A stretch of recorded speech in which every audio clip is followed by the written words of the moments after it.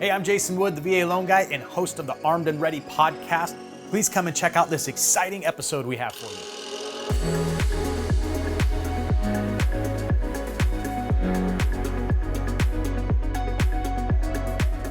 Hi, and welcome to another episode of the Armed and Ready podcast. I'm your host, Jason Wood, the VA Loan Guy. Today, we're in Imperial Beach, San Diego at Trident Coffee, and we've got Derek here with us, Marine Corps veteran, and we're going to dig into it, find out what he's all about and what it's like working at this awesome coffee place. So, Derek, thanks for being with us, man. Hey, thanks for having me. Appreciate it. So, we've been here a couple times before and got to meet with Eric and, learn kind of the background of Trident and stuff, and this is just a great company. Awesome coffee. But we wanted to sit down and get to know, you're one of his operations guys and just understand a little bit about you and, Marine Corps veteran and just kind of learn your path. So tell us about, joining the Marine Corps. What prompted that? All right, I guess I'll just start back. So growing up, I grew up out in the country in the middle of Iowa, gravel roads, farm kid. Always was infatuated with, no joke, Rambo and, stuff like that, Universal Soldier growing up. So I was always out like playing war and stuff, and I either wanted to do that or be a cop, and the recruiters got me or I got them because I walked in and said, hey, sign me up, infantry, pretty much no questions asked, and here I am today. So, nice. So how long were you in the Marine Corps? I did 20 years in, retired after 20, not a day over actually, so nice. Worked out pretty well. Nice. So 20 years in, I'm sure several deployments, right? Yes. How many deployments you go on? Official deployments, it was 5. Okay.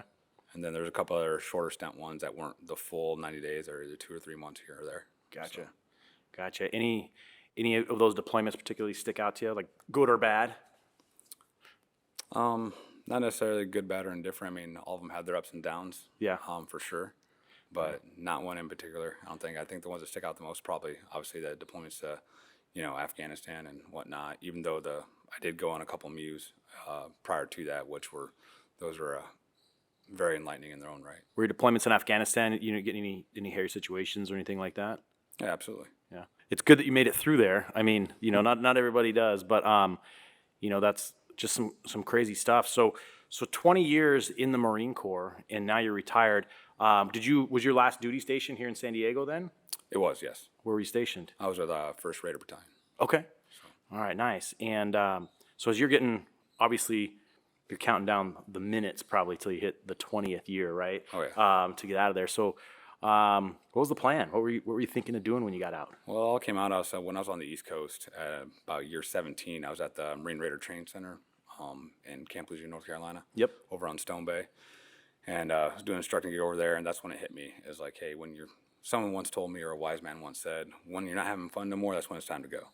So I started not really having much fun no more. Maybe it was more of the political realm, kind of gave me an off taste in my mouth. So after executing orders back over here to the West Coast, was with the team initially, running gun with them for a little bit, and then volunteered to come out of the teams to take over a battalion operations chief we have the regular Raider battalion and a support battalion inside, and that way it would allow me to do a proper transition, because I would hear horror stories from people that I have known either gotten out or buddies of mine that had also retired, and just what they go through getting up to that, getting held up to the fence basically up until the day getting out, right.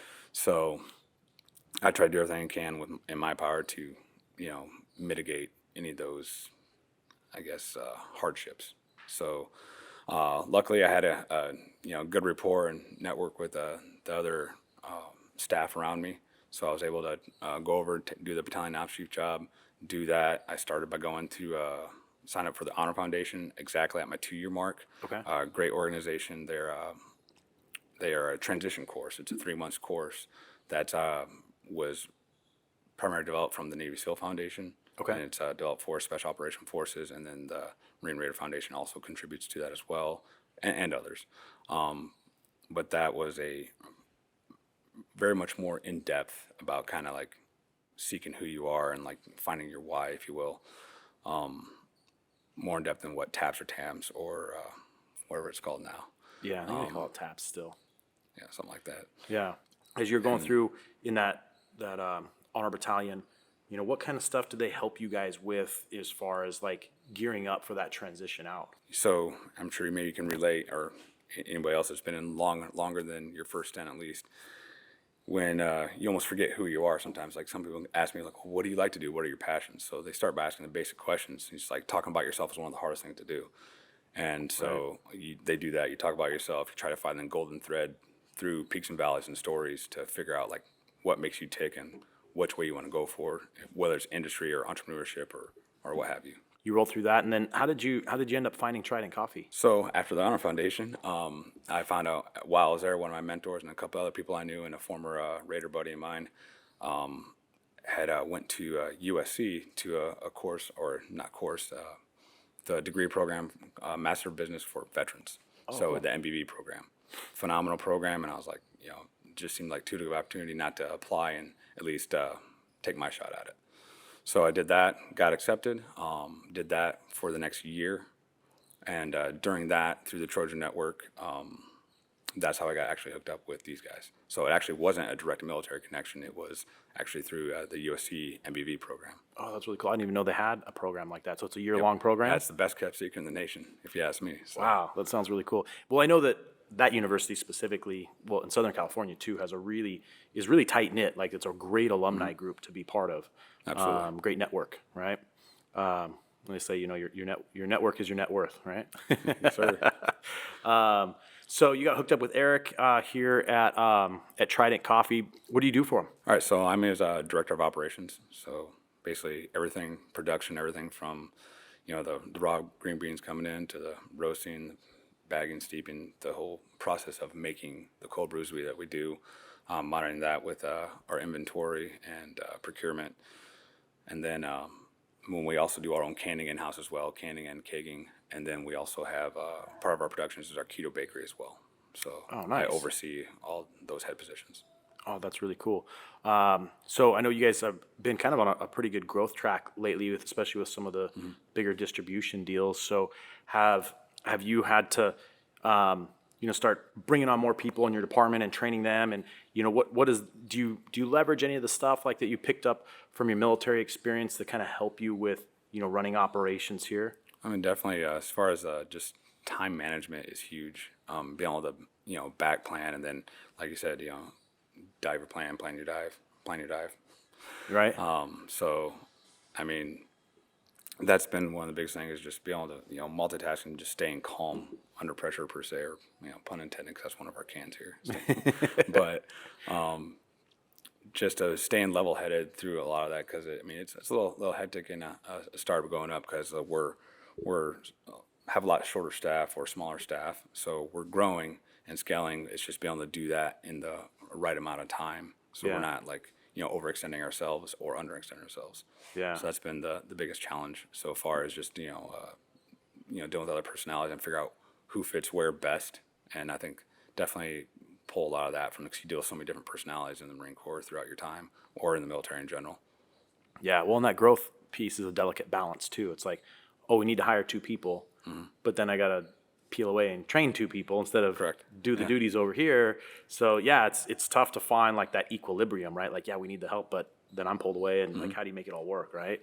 That time management piece is critical. What would you say, for folks that are in the military now, and maybe they're not doing full 20, maybe they are doing a full 20, but they're looking at that transition phase. What kind of tips or advice would you give somebody if they come up to you and said, hey, I'm getting out in a couple of years, what should I do? See what platforms and opportunities are out there for them. There's so many untapped programs that the military has in general, the DoD, that people don't even know about. And the funny thing is, the information's there. You just got to take that initiative and find it.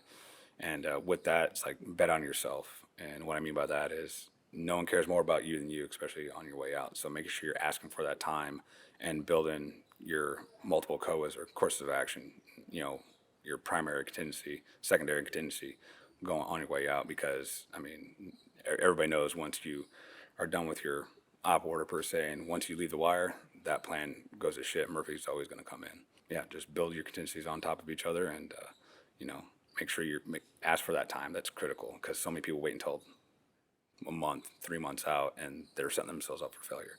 Yeah, it's not enough time for a life-changing, thing, right? And I hear from so many other, veterans and people we've had on the show, that, one of the things the military is really good at training us to do is, to plan a mission, execute a mission, right? So it's almost like kind of take that mindset to, okay, this is just going to be the next phase. So what is that mission going to be? What's the end goal? And then how do we reverse engineer that so that we can execute the plan and get there, right? Yep. That old saying, like, fail to plan is a plan to fail, right? So you got to have a plan, and there's too many people who get out just with no plan. Oh, absolutely. They're just like, they're fed up, or they're just done, or I've had enough time and I'm out. Yep. And then, that's when, we see some of them with kind of that downward spiral, because they didn't have like that guidance or that mentorship, or just ask for that advice, right? So yeah, that's super helpful. So what's next on the horizon for you guys here? I know it's a growth opportunity. You're running operations. We've got, new contracts with some great big distributors. So what are you guys working on kind of internally as a team to, kind of be prepared for the next phase? So we're trying to just put a lot of different systems in place to become more efficient. Like I said, so we do a little bit of everything being so small, right? So it's like, hey, this guy is the head brewer, but he's doing, roasting job, helping bagging, helping retail out. And same thing with all of us. So we're all like kind of like super nuts, being jack of all trades, master of none. As we're growing and get more people on, slowly shift them, hey, this is no kidding, this is their primary duties, primaries and secondaries, and even tertiaries in some cases, but making sure that they're doing their primaries that way, that job is no kidding being done, because that some things fall through the cracks because we got so much going on, and we just need to be able to have people focus on their actual job at hand versus worrying about everybody else's job. Yeah, that's critical. You'd mentioned earlier too, in like that transition program, about like the golden thread and finding yourself and stuff like that. So what's something you like to do for fun? Oh, do you shoot still? And so I still like to go out shooting, yeah. And then one thing, fortunately, so my last 11 years I was with MARSOC, so that will kind of force go through your insert platforms, right? So I became a diver and a skydiver as well. So I enjoy doing both those still as a recreational piece. Just being anywhere near the water, love that. A big sports nut, so enjoy going out to any sporting events and football, baseball type deal. Nice. Hockey, That's cool. But biggest thing is too is not a whole lot of spare time, but when we do get out or I get out on the weekends, I try to reconnect with the network and people I went to school with or was served with, and the cool thing about that program as well is everybody in that program served. So yeah, that is cool. And just almost going, I just thought of this, but like going back on that, like advice wise, it's like, don't be afraid to ask for help. So just keeping connected with that network and talking to everybody, whether it's friends or peers or mentors that you had, during the service or that you made during kind of programs, just reach out. People want to help. That's awesome. So can you skydive into a dive? Is that a thing? You could. Maybe we'll put that on the list for later.